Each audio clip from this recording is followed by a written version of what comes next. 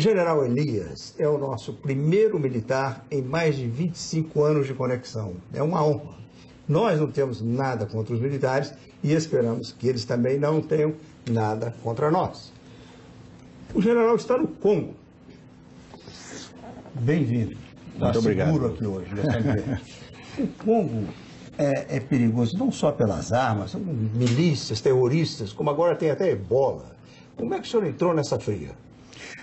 Bem, a culpa é dos nossos antecessores. O Brasil, ao longo da sua história, particularmente desde o final da década de 50, tem participado muito ativamente das operações de manutenção da paz. Né? Nós tivemos em Suez, depois com a participação bastante efetiva em Angola e mais recentemente no Haiti e no Líbano. Essas nossas participações fizeram construir no ambiente internacional um modelo do oficial brasileiro que era até então desconhecido. Um oficial capaz e, ao mesmo tempo, hábil no trato com as populações atingidas. Essas conjunções, essas duas grandes características da competência e eficiência militar, que vai do planejamento ao desenvolvimento da operação propriamente dita, aliada ao fato de nós vermos a população atingida como uma população a ser suportada, a ser apoiada e não a ser hostilizada, essas duas grandes características colocaram o Brasil num patamar, vamos dizer assim, muito superior no tocante às procuras e às demandas que são oferecidas nesse campo de operação de paz. Sempre requisitados, os brasileiros estão sempre requisitados para fazer esse tipo de operação que o senhor está fazendo. Mas qual o perigo real? Essa semana eu estava vendo foto de um veículo da ONU sendo atacado por terroristas. Os senhores estão correm esse perigo? Estamos. A operação no Congo, ela já dura mais de 19 anos. Né?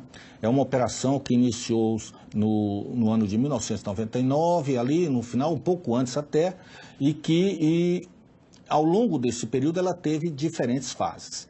A fase que nós estamos vivendo já há algum tempo, desde 2011 em particular, é uma fase onde os grupos armados deixaram de respeitar as tropas das Nações Unidas como algo a não ser atacado.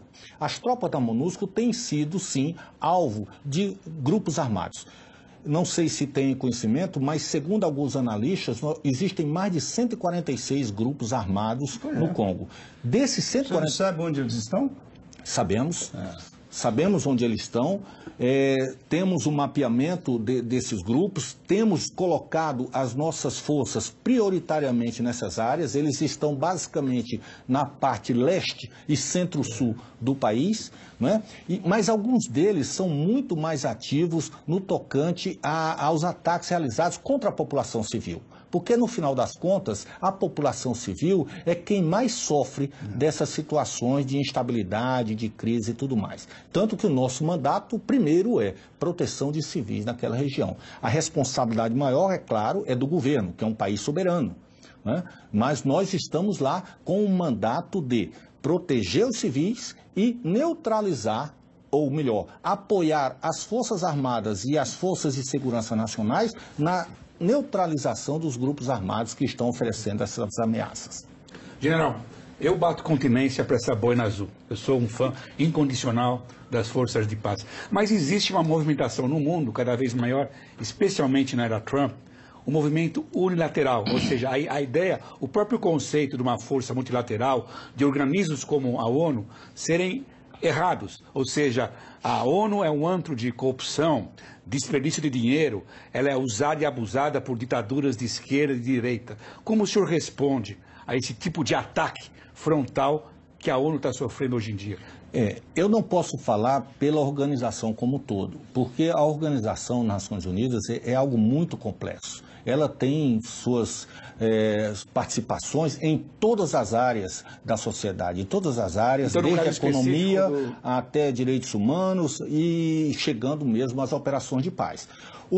A nossa participação, ela é dedicada no tocante às operações de paz. Operações, em particular, a participação brasileira, no tocante às operações para manutenção da paz, que é uma operação que atende princípios que vão ao encontro dos nossos princípios constitucionais, tipo o consentimento do país anfitrião, ou seja, para nós estarmos numa operação de paz, é preciso que as autoridades daquele país anfitrião consinta e esteja desejosa da nossa inserção no tocante à estabilização do seu país. E o princípio da imparcialidade e o princípio do mínimo uso de força. Esse é um princípio que tem sido revisto ou está para ser revisto, tendo em vista o fato de que as tropas das Nações Unidas, os Blue Berets ou Blue Helmets, como preferirem, passaram a ser alvo em grande parte das operações de paz, não apenas no Congo, mas também na República Centro-Africana, no Mali, MINUSCA e etc. Então essas missões, elas estão vivendo hoje uma nova fase das relações internacionais no tocante à inserção internacional para as operações de paz. General, eu sei que o Brasil não é Congo, não é uma zona de guerra, mas o nosso ministro da Defesa, agora, do Jair Bolsonaro, o general Augusto Heleno, chefiou a missão de paz brasileira no Haiti, né? E acumulou experiência ali. O senhor acha que é transferível a experiência que os militares brasileiros têm nessas zonas de guerra ou zonas desastradas, como o Haiti? O senhor acha que é transferível para a situação, para a criminalidade, para o combate à criminalidade no Brasil? Por exemplo, o general Augusto Heleno falou que quer mudar as normas de engajamento, isto é, se um bandido armado com fuzil passar na rua, ele quer que as tropas de segurança possam alvejar esse sujeito, matá-lo, batê-lo, tirar na cabeça dele. O senhor acha que existem lições que podem ser transferidas dessa maneira, de uma situação a outra? Obrigado, Diogo. Eu acredito que sim. Eu acredito que essa é uma via de mão dupla. Né? Eu só gostaria de dar um exemplo, porque nós participamos das negociações para o envio de nossas tropas ao Haiti. E foram exatamente as experiências que nós tínhamos em empregar nossas tropas nessas regiões, no próprio Brasil, que facilitaram o exercício das nossas atividades em Porto Príncipe. Né? No tocante a saber operar e saber se conduzir em ambientes onde a população era vítima, mas que haviam grupos que precisavam ser combatidos. Ao mesmo tempo, nós tiramos das nossas experiências das operações de paz, e não apenas do Haiti, e aí tem um conjunto, como eu disse há pouco, desde Suez, Angola, Moçambique e principalmente no Haiti. Nós tiramos dessas participações muitos ensinamentos e muitas lições aprendidas que podem sim ajudar no pensamento militar, no planejamento que nós precisamos fazer para as operações a serem conduzidas, inclusive no âmbito das operações da segurança pública, mas não apenas lá. Nós temos operações na fronteira, temos operações em vários outros ambientes, onde esses ensinamentos todos nos permitiriam uma melhor, vamos dizer assim, condição para cumprir bem a missão, segundo todos os aspectos que nos são pregados, legalidade e legitimidade particularmente. Ricardo.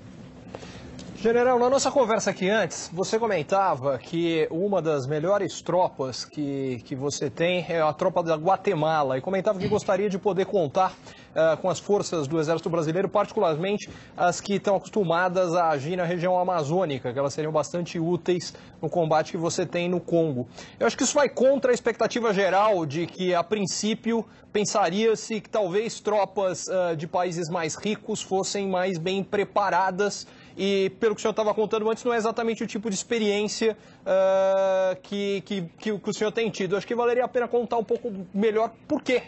Realmente, entre as tropas que eu tenho no Congo, duas tropas da América Latina, em particular o Batalhão do Uruguai e a Companhia de Forças Especiais da Guatemala, estão entre as minhas melhores tropas. São as tropas as quais confio, as missões mais difíceis e de maior risco. O que nós observamos é que precisa haver uma conjunção de dois fatores principais. Precisa haver uma conjunção de capacidade, e a capacidade aqui ela é uma capacidade técnica que se junta à formação do militar e aos equipamentos que ele tem à disposição. Se junta isso à vontade de fazer, a falta de receio de se deparar com o risco ou com a ameaça e resolver o problema. Então, eu imagino que esses dois vetores juntos, eles contribuem muito para que países como o Brasil, Guatemala e Uruguai tenham um sucesso muito grande nesse ambiente de operações de paz. General, o senhor falou em riscos, em perigos, e imagino que o senhor esteja se referindo a tiros, granadas, ataques.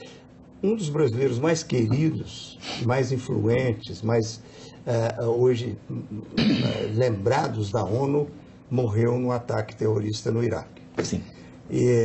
Sérgio Vieira de Mello. A sua situação,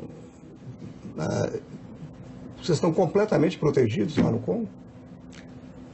Olha, não estamos completamente protegidos. Nós estamos lá para proteger a população. E tomamos todas as medidas necessárias para nos protegermos e protegermos aqueles que estão sob o nosso comando. E não apenas os soldados, os policiais que são lá desdobrados pelas Nações Unidas, mas todo o staff de civis que compõe as Nações Unidas também está no nosso espectro de proteção. Muitas vezes, a melhor forma de proteção é você partir para uma ação mais agressiva, uma ação mais ofensiva, porque é princípio militar que você ter a iniciativa das ações é fundamental para ter o sucesso dessas ações. Se você assume uma postura defensiva apenas e ocupa algumas posições, vamos dizer, nas entradas das cidades e tudo mais, as possibilidades de você ser atacado são muito grandes. E tem acontecido na região, particularmente no leste do país, com muita frequência, uma grande quantidade de emboscadas, uma grande quantidade de ataques às posições que os peacekeepers estão ocupando. E por que eles realizam esse ataque? Porque é uma das formas de obterem também o suprimento de armas, munição, remédios e alimentos. É mais difícil defender a população congolesa de 143 grupos terroristas do que defender o cofre da nação brasileira contra 143 deputados e senadores. Eu só conheço uma parte do problema, sendo assim eu vou evitar fazer essa comparação. Outra granadinha, então, já o Lucas lançou, não teve efeito a minha. O senhor acha que o Brasil vai ser forçado um dia a fazer algum tipo de intervenção militar, talvez humanitária, na Venezuela? Olha, essa é uma questão muito delicada, né? A Venezuela é um país amigo, né? Que está passando por uma crise humanitária muito grande. E eu acredito que essa decisão, se tiver que ser tomada, ela vai ser muito bem ponderada por todos os atores envolvidos, né? Isso teria uma repercussão muito forte e imagino eu que se acontecesse, o que eu não acho provável, se acontecesse, teria que ser algo num contexto internacional mais abrangente, não uma iniciativa unilateral brasileira. O presidente eleito se refere sempre à disciplina do Colégio Militar, não só a disciplina, mas também a qualidade acadêmica do colégio, como um modelo de que ele gostaria de ver implantado em outras escolas. Isso é uma coisa viável? Ele quer dar porque eu acho que ficam acusando o presidente que tem vocação ditatorial. Eu acho que não tem vocação ditatorial nenhuma. Ele gostaria de um país disciplinado. E o Colégio Militar é um bom exemplo. Nós estamos aqui, né, num país em que, independentemente do fato de ser militar ou civil, a disciplina é presente em várias atividades, né? A disciplina ela não é algo puramente militar. A disciplina é parte do que deve ser desenvolvido para que se chegue a algum objetivo, para que se cumpra alguma tarefa. Então, a educação básica, ela ensinando a disciplina, o respeito e tantos outros valores pelos quais primamos, né? E as Forças Armadas são vamos dizer, são guardiãs desses valores na educação dos nossos militares, dos nossos filhos e tudo mais. Com esse conjunto de atividades, aonde está a disciplina, eu imagino que o Brasil chegaria mais facilmente aonde deseja e aonde merece chegar. Foi um grande prazer. Prazer foi meu. Agora pode bater continência Com certeza. Sem ter cobertura. Com certeza. Muito obrigado pela sua participação. E depois do disciplinadíssimo Pedro, 3 rebeldes de Singapura num filme sobre vadiagem, escapismo e reencontro.